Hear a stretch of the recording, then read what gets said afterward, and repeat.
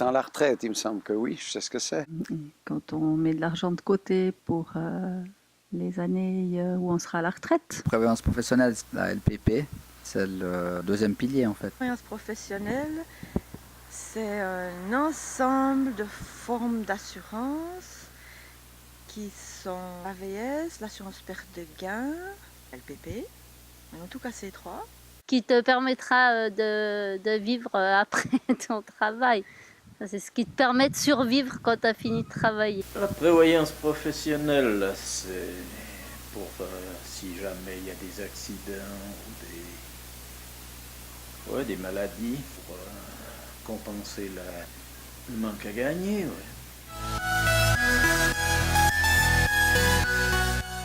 Homme 65, femme 64 et c'est bien assez. L'âge officiel est de 65 ans pour les hommes et 63 pour les femmes. Officiel de la retraite pour les hommes c'est 65 ans, pour les dames 64. 62. Pour le moment, c'est 65 ans.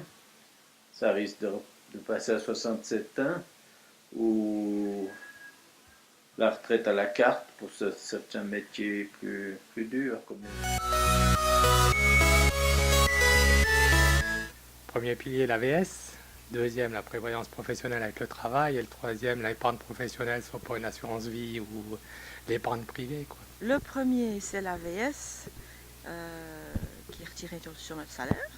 Le deuxième, l'ALPP, c'est en partie nous qui payons retiré sur le salaire et en partie l'employeur qui nous le paye. Et le troisième, c'est quelque chose que chacun peut faire ou ne pas faire, qui peut être une assurance vie ou une forme d'assurance pour faire son troisième pilier. Le premier, c'est l'AVS. Le deuxième pilier, c'est une deuxième prévoyance. Le troisième, c'est comme si on faisait un carnet d'épargne. Alors, le premier pilier, c'est l'AVS. Le deuxième pilier, c'est notre caisse de prévoyance, à 50% par mois et à 50% par l'employeur. Le troisième pilier, c'est ce qu'on peut mettre de côté à la banque. L'AVS est prélevé sur chaque personne qui travaille, je crois à partir de l'âge de 18 ans ou quelque chose comme ça. Et puis tout cet argent va dans une caisse et permet de payer sur la base d'un montant relativement identique les gens quand ils arrivent à la retraite, soit en individuel, soit en couple. Alors le système de retraite, c'est un pourcentage du salaire, la moitié pour l'ouvrier puis la moitié pour le patron. Par ailleurs, il y a les caisses de pension, c'est proportionnel au salaire qu'on a. Il y a une partie qui est versée par l'employé et une partie qui est versée par l'employeur, qui n'est pas toujours la même, selon les entreprises. Voilà. Et puis il y a les gens qui font encore un autre pilier, c'est le troisième pilier, enfin encore une réserve, une assurance vie ou quelque chose de plus, et puis voilà, mais c'est pas mon cas. Tous ceux qui travaillent depuis l'âge de 18 ans payent l'AVS. C'est là-dessus que les retraités sont payés. Le système de retraite, à mon point de vue, donc, c'est que l'AVS est obligatoire pour tout le monde. Donc tous les salaires, on paye une partie de notre salaire. Ensuite, nous, comme on était indépendants, on a une petite entreprise pour nos comptes, on a un restaurant. Donc après, depuis, je ne me rappelle plus exactement quelle année, le deuxième pilier est obligatoire. Donc on a fait ce deuxième pilier qui complète notre AVS, qui nous permet de vivre bien maintenant. Vous savez, je n'aurais pas assez pour vivre avec la caisse de retraite. Ça me garantit pour vivre, soit que j'ai un appartement à payer et tout. Ça représente, je pense, la plus grosse partie de mon revenu à la retraite. Ça représente une sécurité quand même supplémentaire parce qu'effectivement l'AVS est largement insuffisante pour vivre. Donc ça va faire un peu plus, mais ça reste quand même limité. C'est mon deuxième pilier que quand je travaille, j'en paye une partie et mon employeur aussi.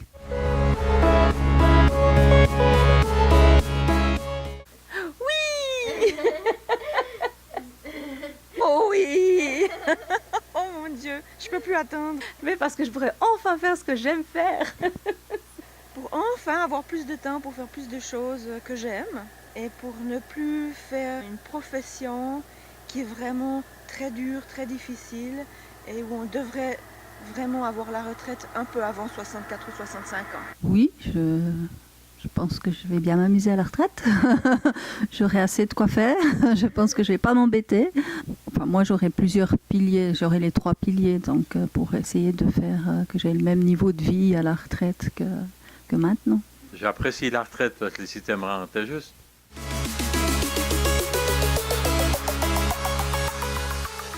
Comme j'aurais pas beaucoup d'argent, malgré le fait que j'aurai l'AVS et le 2e pilier, il ne faut pas que je me trompe, je suis en train de mettre en place une petite entreprise qui est déjà plus ou moins en place. J'ai déjà un site internet qui existe pour vendre mes services comme écrivain public ou comme assistante de communication, comme rédactrice et ces choses-là.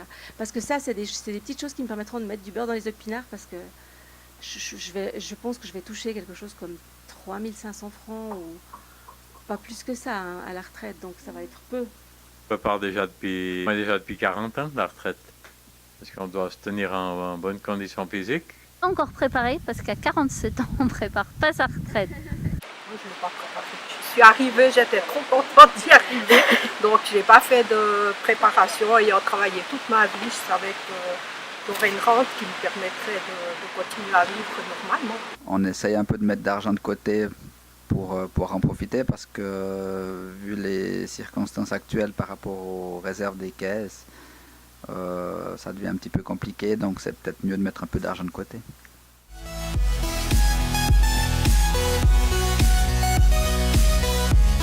Oui. Ah oui.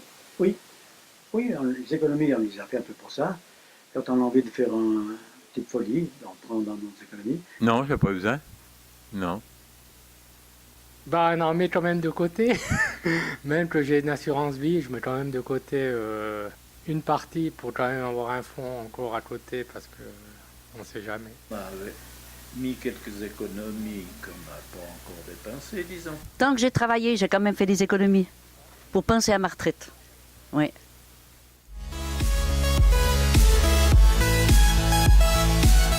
Il est juste à part pour l'AVS, donc le premier pilier où quand on est en couple, ben voilà, c'est un petit peu diminué. Je trouve que le système, il est... Bon, on a l'impression qu'on a beaucoup de déductions chaque mois, c'est vrai que ça paraît un peu énorme. Mais quand on voit ce qui se passe dans d'autres pays, je pense que le système est bien. Et puis on se rend compte qu'en Suisse, il y a quand même la plupart des gens qui arrivent à la retraite avec un confort financier quand même raisonnable. Moi, je ne me suis pas encore posé la question de la retraite, mais je pense que le système n'est pas forcément juste. Ben, je dirais comme pour les allocations familiales et le reste, c'est toujours ceux qui ont le plus qui gagnent le mieux et ceux qui en auraient besoin qui ont le moins. Voilà. Ce que je trouve ridicule pour l'AVS, c'est qu'on doit payer des impôts sur l'AVS. Et ça ne tient pas debout, parce qu'au lieu de vouloir augmenter les rentes, il ferait bien nous exonérer d'impôts sur ce qu'ils nous versent, sur ce que l'AVS nous verse. Peut-être qu'il y a mieux, mais peut-être qu'il y a pire aussi. On aimerait toujours qu'il y ait plus. Mais je dis, c'est pas toujours possible, et puis des fois, il faut être raisonnable.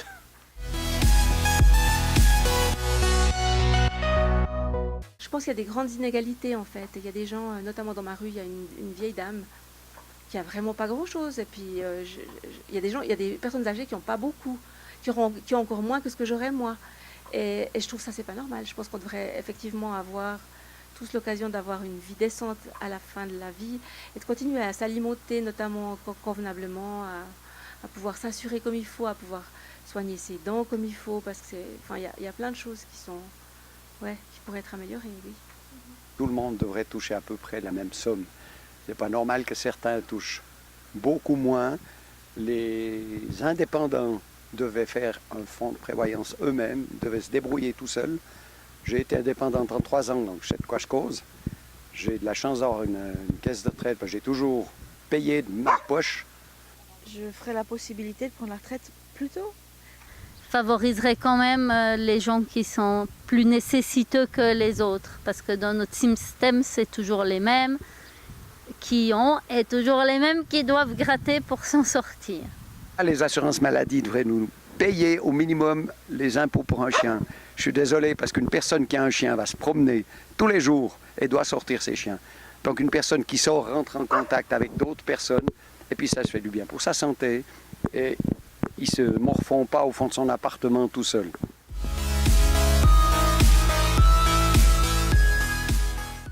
Moi, je connais pas du tout, mais d'après ce qu'on entend, le système suisse est dans le mieux organisé.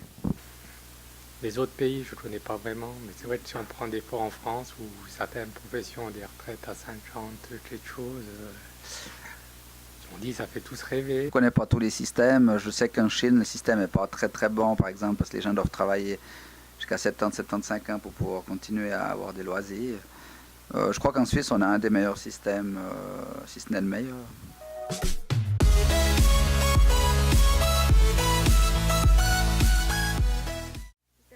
On a un système de retraite qui est basé sur des trimestres, c'est-à-dire que tu peux partir à la retraite à partir du moment où tu as travaillé un certain nombre de trimestres.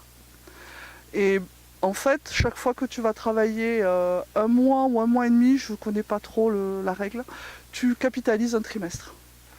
Et à la fin du nombre de trimestres obligatoires dans lesquels tu auras capitalisé, tu auras le droit de prendre ta retraite. Mais dans tous les cas, tu ne peux pas excéder exactement 65 ou 64 ans. Et après, tu es obligé de partir. Donc même si tu n'as pas capitalisé le nombre de trimestres qu'il te fallait, eh bien, tu pars à la retraite avec ce que tu as travaillé, quoi. C'est-à-dire des fois pas grand-chose. Mais tu es obligé de prendre ta retraite. C'est pour ça que les assurances complémentaires sont excessivement importante. Parce que si tu n'as pas eu tous tes trimestres, tu peux au moins, avec ton assurance complémentaire privée, combler l'écart entre ce que te verse l'État et ce que tu voudrais avoir en prenant ta retraite. On paye des cotisations tous les mois qui sont prélevées sur notre salaire.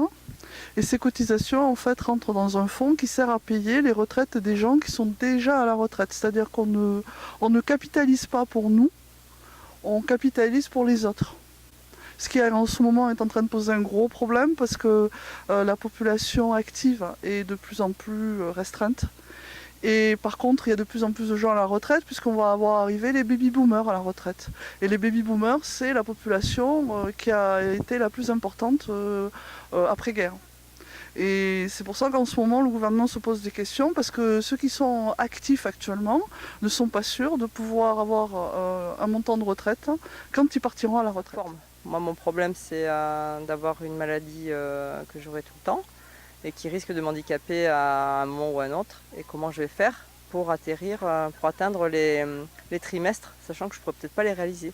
Donc là, c'est plutôt une situation de handicap et ça, c'est pas toujours pris en compte par la retraite, ou très faiblement. Ne nous laisse pas tomber, on est si fragile, être jeune retraité, tu sais c'est pas si facile. Ne nous laisse pas tomber, on est si fragile, être jeune retraité, tu sais c'est pas si facile. Allez prendre ta marche au centre d'achat, le mardi après-midi quand il n'y a pas un chat. Croiser la caissière sur IGA, en lui montrant sa prescription de Viagra. Ne nous laisse pas